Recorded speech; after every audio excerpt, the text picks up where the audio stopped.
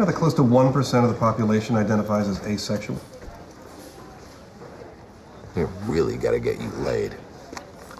I have to plow that furrow myself, so be it. I have a patient who's asexual. See a giant pool of algae?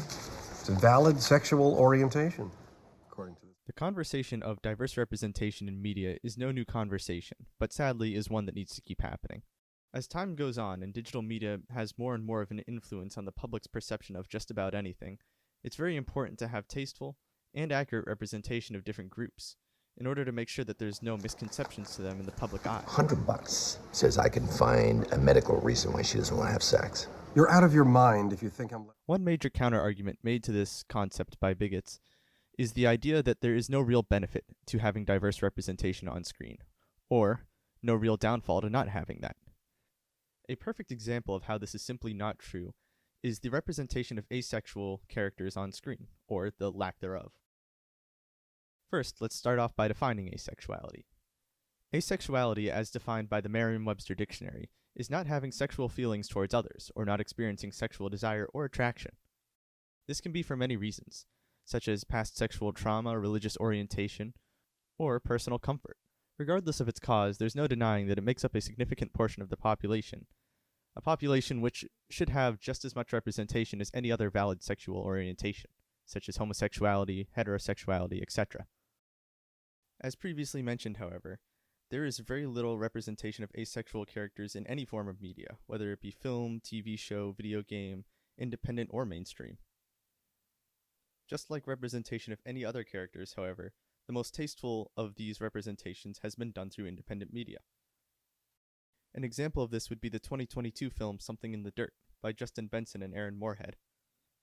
Given the nature of the film and the dynamic between the two characters, the relationship status would have had to been addressed eventually, and this was done so in a very tasteful way. Stick around a little while longer, finish this documentary. Maybe you'll see another magic coyote. Maybe I could set you up with someone. Here we go. What? Like, I have never been attracted to anyone.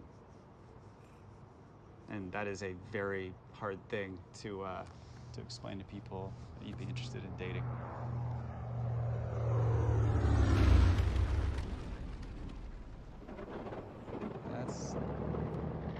It's getting a little unsettling. Yeah, you don't think that has anything to do with what we're doing downstairs, like Bermuda Triangle shit? No. Now, I get the no attraction thing, but, You know, Lonnie, for all of his faults, for all the reasons it didn't really work out between us, I mean, at least he was, accepting. Even though he wanted to bring kids into this apocalypse, which is bonkers. Yeah, how do you mean? I was out with this guy one time on one of the apps, and we were talking about all the ways that the world could end. I mean, we're all gonna die, right? We're so fixated on not dying, but it's all gonna happen to us, so what's the big deal? I mean, what's even the big deal with, you know, with like, genocide or something, you know? And then the conversation naturally led to my church. And people get all binary when they hear the word evangelical. So, I mean, people use this phrase to give themselves peace. This too shall pass, right? But you can just say, this too shall end. It's the same sentiment. The world's ending for sure, right? So why even worry?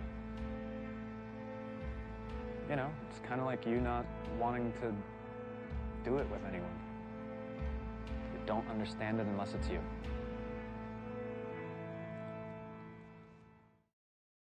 It discussed Levi's asexuality while still moving the plot along, and addressing a misconception and misunderstanding about asexuality. You're part of an evangelical Armageddon church, and you're judging me for managing my mental health at a young age? I'm not. I'm sincerely not. And is that what you've been acting so weird about today, my church group? I'm acting weird because you compared my sexual identity to your apocalypse church.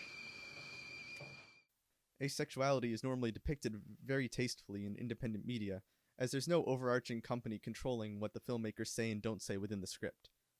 An example of how a larger company might control the narrative behind asexuality in writing is in Fox's House MD. You lose.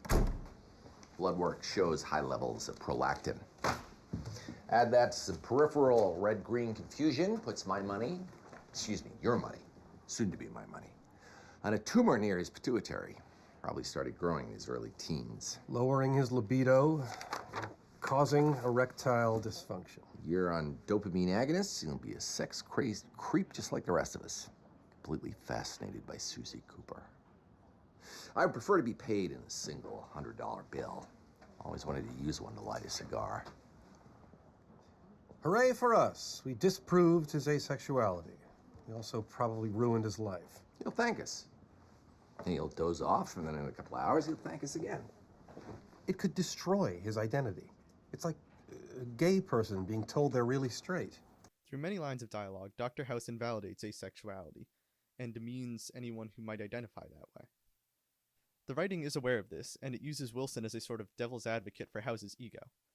Despite this, it still is an episode that demeans asexual people, and there are definitely better ways that it could have been written in order to properly represent them while still producing an impactful episode about a medical emergency. Since there is such little representation of asexual characters in media, the mainstream representation, that being Dr. House, is oftentimes the only narrative shown to people, and thus that's what people understand about asexuality. It's just a tumor. But it goes so much deeper than that, and the way mainstream media influences people, a lot of times this is the only understanding they have of asexuality. But House isn't the only example of a large company twisting the narrative or not representing an easily representable group. The Disney animated show The Owl House was meant to have a whole story about how the character Lilith Clawthorne doesn't experience any attraction whatsoever, being aromantic and asexual, but this was ultimately cut when the show was cancelled. In reality, there are many solutions to the misrepresentation and misconceptions regarding asexuality, some of them being to not cancel shows that have good representation of these characters. Others are for big companies to give filmmakers more liberty in what they put in their films regarding representation, culture, etc.